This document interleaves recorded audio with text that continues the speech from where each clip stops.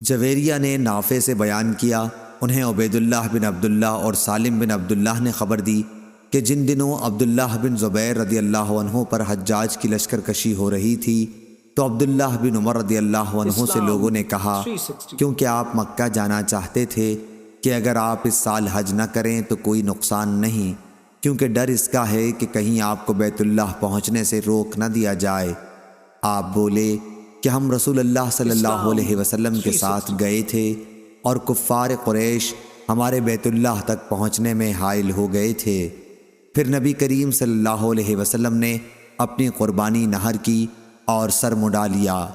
عبداللہ نے کہا کہ میں تمہیں گواہ بناتا ہوں کہ میں نے بھی انشاءاللہ عمرہ اپنے اوپر واجب قرار دے لیا ہے، میں ضرور جاؤں گا، اور اگر مجھے بیت اللہ تک پہنچنے کا راستہ مل گیا تو طواف کروں گا، لیکن اگر مجھے روک دیا گیا تو میں بھی وہی کام کروں گا جو نبی کریم صلی اللہ علیہ وسلم نے کیا تھا۔